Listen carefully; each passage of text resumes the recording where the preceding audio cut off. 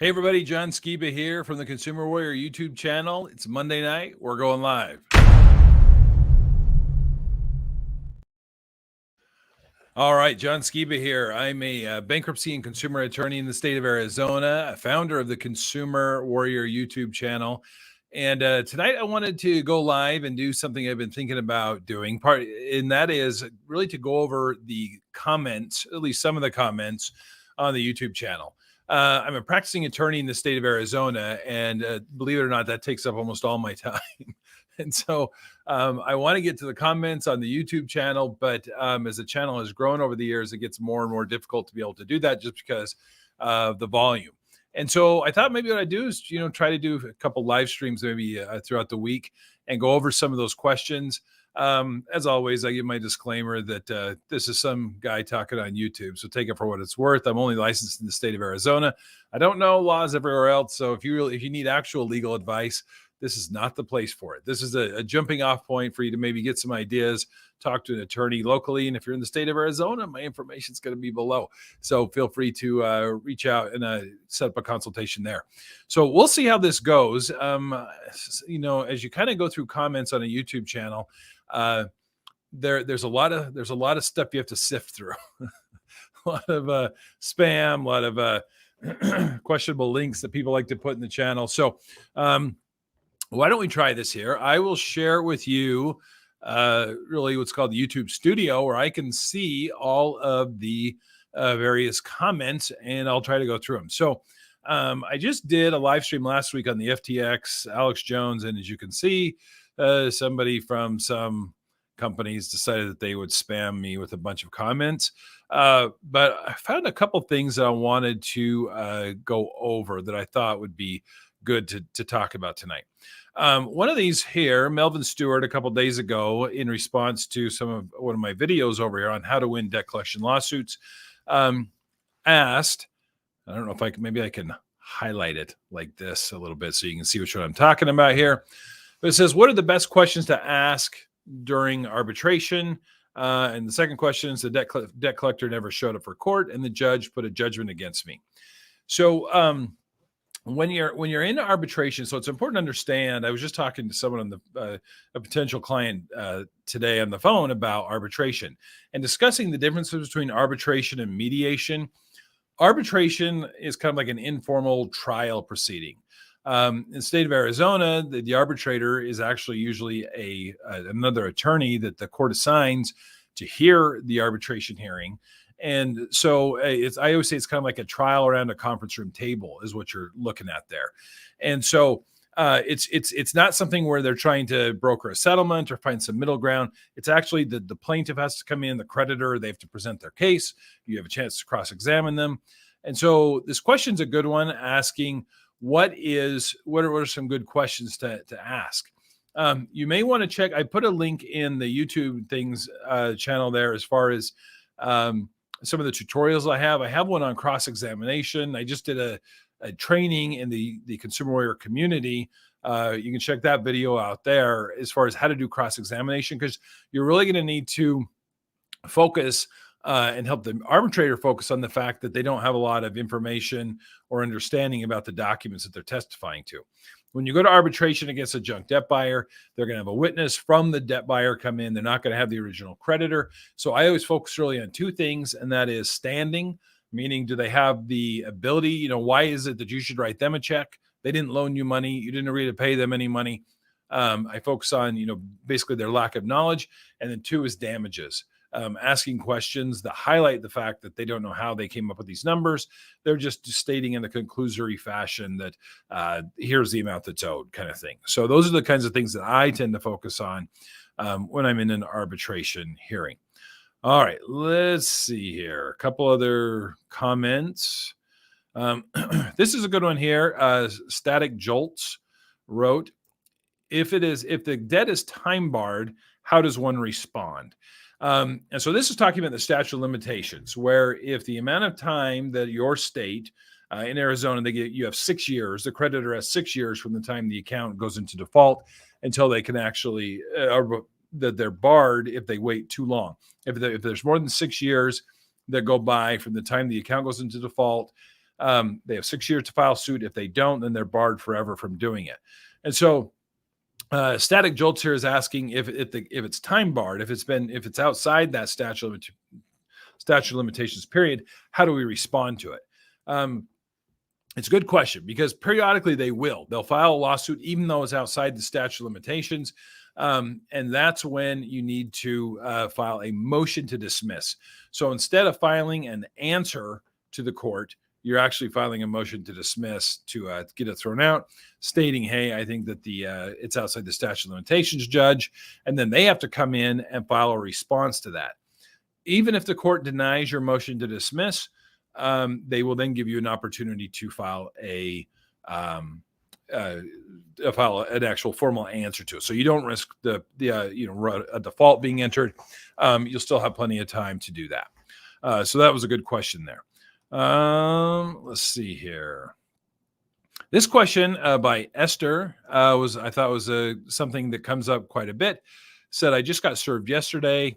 I have moved, so the date is back to October 19th. I'll be contacting the court. What should I do since they had my old address? It's important when you're dealing with the court. First of all, I should say this. If they serve you with the summons and it has the wrong address on it, but they bring it by and they put it in your hand, it doesn't matter. I've had people say to me, hey, look, they served me the complaint and the summons, but they have my last name spelled wrong, or they have maybe like a maiden name before they were married. Those types of things, the court's going to allow them to fix. So those are not, the silver bullets that a lot of people think they are. But if they have your address wrong, you ought to contact the court and make sure that they have the correct address. Because once service takes place with a process server, usually from there on out, everything's done through the mail. And so you want to make sure that the court and the opposing attorney, that they have your correct mailing address. Otherwise, you run the risk of having something happen, or something important, or a notice of a hearing sent out, and you're not able to get, you weren't notified of it, and so you end up with in a bad situation. So, all right, let's see here. I've got to read these on the fly as we're going along here. This isn't really a question from Tom Peace here. More of a statement in response to my recent live stream where I went over my Court of Appeals oral argument. He said most junk debt buyers are lawyers. Something to understand is that may or may not be true, but I can tell you most debt buyers, they don't file their own lawsuits. A lot of times they'll hire outside counsel. The only two exceptions I see to that, portfolio recovery associates, they often have in-house attorneys, and sometimes Midland Credit Management or Midland Funding, they will. But I've also seen both of them use outside counsel as well. So it's important to understand that it's not the law firm often. I mean, they're doing the physical suing, but it's not them who's actually receiving the benefit of the suit. That just helps sometimes kind of have all the parties straight in your head. That and like there's a response here from Renee talking about Zwicker and Associates. Zwicker is not by debt. It's a law firm. Just like I work for the law offices of Jackson White here in Arizona, Zwicker and Associates is a law firm, and they tend to represent creditors. They do a lot of American Express type work. All right. This one here is another good one. Excuse me. I do this at the end of the day after I've been yakking on the phone all day, and I lose my voice pretty quick. This one says, hey, I'm being sued for $2,600 on a past due credit card and want to settle. Do I contact the lawyer who's representing Midland, junk debt buyer, or do I call the company directly that owns the junk debt? That's a good question, and it's something that I get quite a bit from people. If the debt buyer is alleging, if they filed the lawsuit, if they sent you a letter saying they own it, just call. If they have an attorney, you need to go through the attorney. Or if it's just Midland sending a letter, you need to contact Midland. If you contact the original creditor, they're just going to send you back to the debt buyer. Sometimes people tell me, hey, I'm not going to deal with anybody but the original creditor. I'm going to call Citibank or Synchrony or whoever it was. They're not going to deal with you anymore. They charge that thing off and it's gone. So see if there's some other comments here. This one is kind of a good one that says, do the companies file lawsuit within a year or two since they want the money as soon as possible? You would think that they would think, okay, let's get this done, and but there's this little thing called interest that is working in their benefit. Not only that, they deal in gigantic volume. So, like we were just talking about Midland funding, there was an FTC study a while back about Midland funding. They file on average 500,000 lawsuits a year in the United States, and all the other large debt buyers, Portfolio Recovery, Unifund, they're similar. So they have gigantic volume. They become aware of the statute of limitations, and they just file these things when they get around to it. I mean, I've literally seen, like in Arizona, the statute of limitations is 6 years. I see lawsuits frequently that are filed at 5.5 years. And the reason is they're seeking not only the principal balance, but they're seeking what's called prejudgment interest. And usually they're seeking that prejudgment interest at the default rate. Some of those interest rates are 30% that thing's been churning interest for the last, 6 years or 5.5 years, whatever it is. And so this $1,500, debt that they bought, they're now going to sue for $1,500 plus another $5,000 in interest. And it can cause, all kinds of issues for you, but it's not a big deal to them. This question, I don't have off the top of my head. I talked about in that live stream with the Court of Appeals courts like Arizona. There's a rule called Rule 8036, which is the rule. It's the business records exception to the hearsay rule. This question stated, which states like Arizona that allow documents into the courts as evidence despite Rule 8036? I mentioned that Arizona is an outlier, and there are some other states, if you could mention. I will find out. It's called the incorporation doctrine. Many federal courts follow incorporation doctrine, but Arizona is one of the few what we call minority jurisdictions. They're not in the majority as far as how the courts tend to rule on these things. I don't know that off the top of my head, but I can find that out. I saw that comment 6 days ago and thought I need to look that up and respond to it. All right, let's see. I did like this one. Have I won all my cases? Maybe this is tongue in cheek and being a little sarcastic. No, I haven't, and no attorney has. It's one of those things where there's so many facts that go into it. Any attorney that tells you they've won all their cases is lying. I think I saw a clip once. I think it was from the Lincoln Lawyer. I haven't even seen that movie, but I saw a clip on it, and the attorney's talking to like a girlfriend and says, I win 50% of my cases. He's a criminal defense attorney. And he's like, I've won 50% of my cases. And she says, 50%? That doesn't sound like that good. He says, well, 100% of my clients are guilty. And I thought that was kind of funny. So have I won all my cases? No. Particularly in the justice court system in Arizona, it's very difficult to predict. I have done over 400 trials. I think the last time I kept track. I mean, it's probably closer to 500 now. I can tell you though, COVID made it so that we don't do as many trials. They don't go to trial. The debt collectors seem to be more willing to settle. So we don't see as many. All right. This is a good question. This is a good bankruptcy question from Elizabeth here. Said, if you have a 401k, can they take it?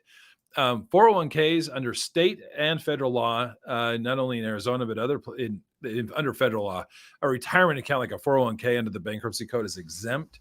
And so they can't take it. And so, I mean, I've had clients file Chapter 7 bankruptcy with literally hundreds of thousands of dollars in a 401k, in an IRA. Those are protected and they're not allowed to take those. So if you have money in there, that's a good thing to not liquidate it. You want to keep that there where it can be, protected. So, all right, let's do a couple more here.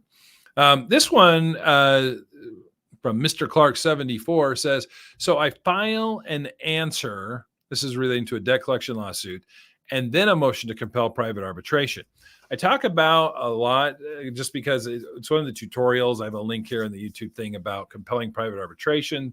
It's one of the more powerful tactics and approaches that we use in defending these cases. So is the timing of the motion to compel. If you get sued by a creditor and you know that there is a private arbitration clause and you want to have the matter heard in private arbitration rather than through the court process, then you would need to go to you could file instead of an answer, you could file a motion to dismiss and compel private arbitration. Again, it's a situation, if the court were to deny that, they're going to give you an opportunity to file your answer. But my recommendation is always to do it the sooner the better. The last thing the courts want to see is where you wait until the eve of trial to file your motion to compel arbitration. There are some judges that's going to cause a big problem for you, and they may even deny it based upon you waiting too long. So I usually recommend filing it instead of the answer.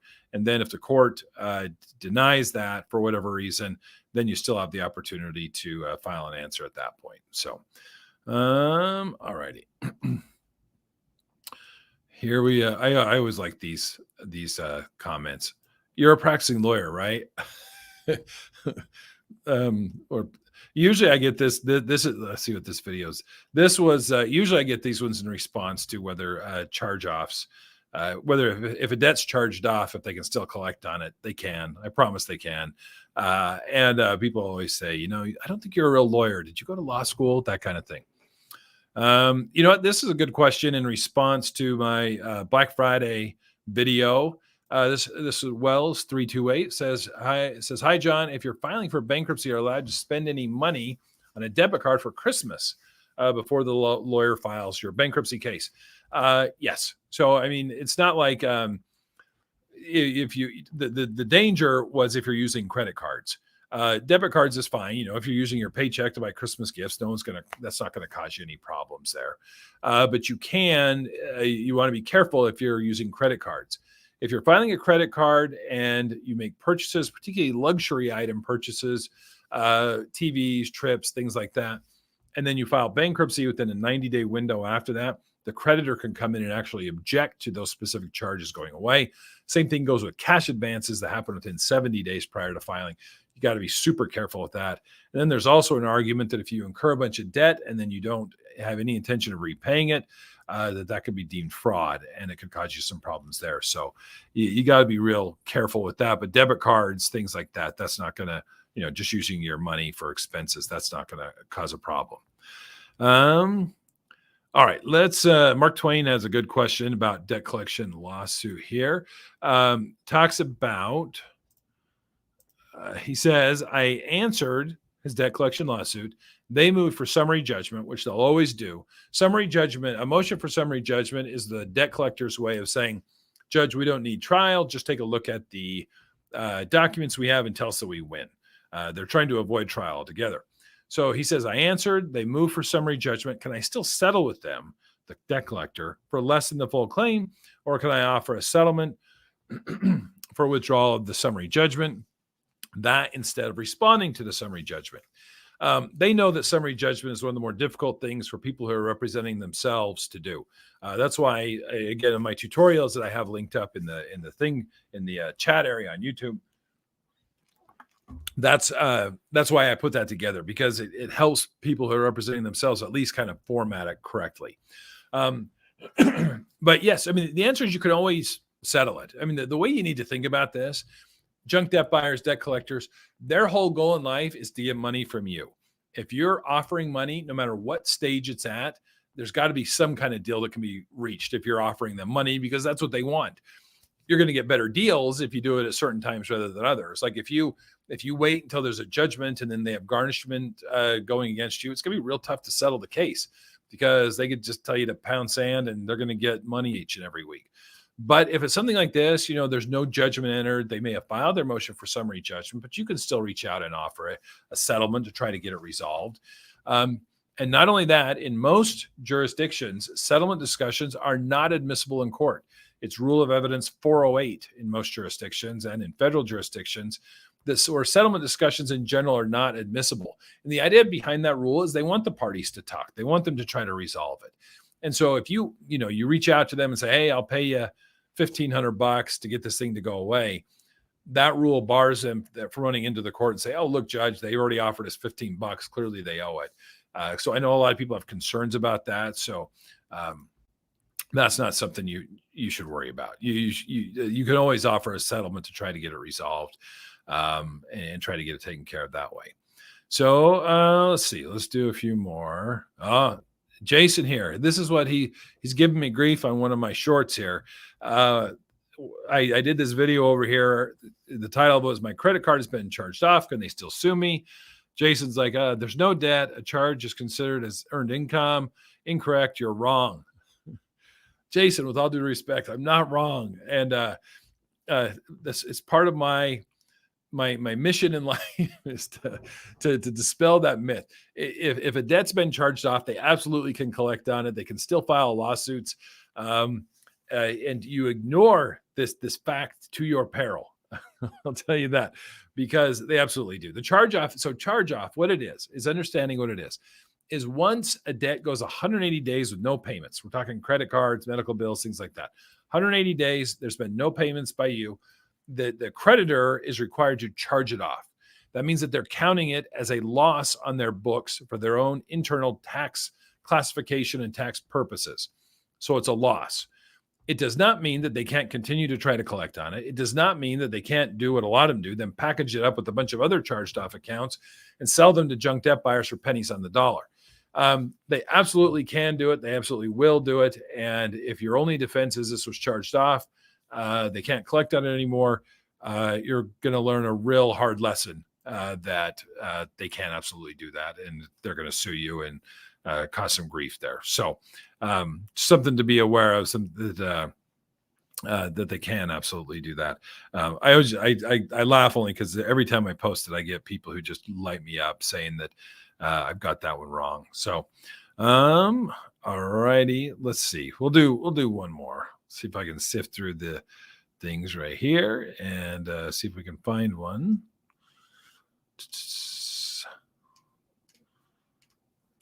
You can see why I can't get to a lot of them. There's a lot. I'd have to quit my job and do it.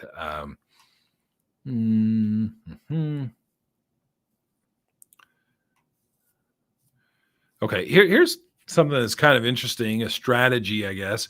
This was in response to an older video I did called Dave Ramsey's Debt Snowball versus Chapter 13 Bankruptcy. Jason S. said, hey, and the response to this is to something in the video where I said, look, some people file Chapter 13 bankruptcy because they make too much money. If your income is over the typical income for a household of your size in your state, you won't qualify for Chapter 7 and you have to do a Chapter 13. The difference is that Chapter 13 is much longer. Chapter 7 is a 4 to 5 month process, gets rid of all your debts. You don't have to make any payments to your credit cards. It just goes away. Chapter 13 is typically a 5-year process, and you're required to pay a portion of your debts back. This person says, hey, literally take a minimum wage job for a month and file Chapter 7, then get a normal job again after it's final. Chapter 13 is an absolute travesty and almost 80% fail. There's couple things I want to respond to in that. Take a minimum wage job for a month and file Chapter 7. First of all, the means test in determining if you qualify to file Chapter 7, it's based on the 6-month window prior to your filing for bankruptcy.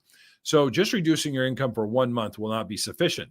If you took a minimum wage job for 6 months, then yeah, you may be able to qualify. Your income situation can change significantly.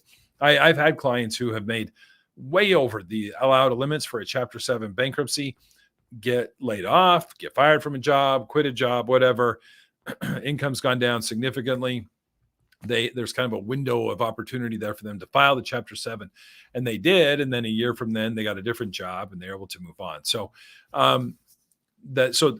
if your income does go down, you may be able to qualify for Chapter 7. 1 month is likely not going to be sufficient unless you were just right on the edge already, because we're taking an average over the prior 6 months. The third thing says get a normal job after the Chapter 7 is final. It's true. You could get a job and you don't even have to wait till it's final, because really Chapter 7 is a backwards looking process. They look from the date that your bankruptcy case is filed backwards 6 months. Your income going forward is typically not part of that calculation. There's very limited times when you have to disclose additional income in a Chapter 7. If you receive an inheritance within 6 months of filing, things that there's a few others. If there's money that was owed to you before you filed a Chapter 7 and then paid out afterwards, but usually just changing jobs, that's not even something that's even dealt with. And then Chapter 13, they say is an absolute travesty and almost 80% fail. It is true there's a fairly high failure rate, particularly compared to a Chapter 7. Chapter 7 has probably a 98% success rate, 99%, probably almost all Chapter 7s go through. Chapter 13, the last statistics I saw, it wasn't quite that high as far as 80% failure rate, but there's probably about 35 to 40% that were successful in completing it. The main reason I see that is because Chapter 13, it's just a long process. It's 5 years. There's a lot of things that happen in 5 years. I mean, I've literally had clients die and marry and divorce, and you have kids and jobs change, so there's just a lot of things that go on, and it's a kind of a fluid thing that you have to look at. So it's something where Chapter 13 is a very powerful tool. It has a lot of other resources and tools in it that Chapter 7 doesn't. And sometimes it's your only option, particularly if you're dealing with something like you're facing a foreclosure, repossession of a vehicle, those types of things. Chapter 13 is super powerful and can put you in a good spot. But I can tell you most people are happier if they can do a Chapter 7, all things being equal. If your goal is to get rid of credit card debt, you're going to be happier in a 7, but you may not qualify for it based upon your the fact that your income's too high. So, all right, hopefully that's helpful. I'll try to do a couple more of these. I don't know. I guess you can leave some comments in there if this is helpful and or mildly entertaining or not. Then we can see, go down the road if I can do some more of these. It's a good way for me to get through some of the comments. I do try to go in and put responses, but more people can benefit from this as far as me publishing some of those comments. So if there's if there's other questions, if you're watching my videos, please like the channel, subscribe, check the bell. I do put out quite a few videos. And then if you're on YouTube, go check out in the chat. I put a link there to some of my tutorials and templates in the Consumer Warrior community. We have a bunch of scheduled online classes that we're going to be doing here in the month of December of 2022. We've got some rolling into January. They're going to be really helpful, and they're for only members of the Consumer Warrior community. So go check those out. And with that, I hope you have a good night. We'll catch you next time.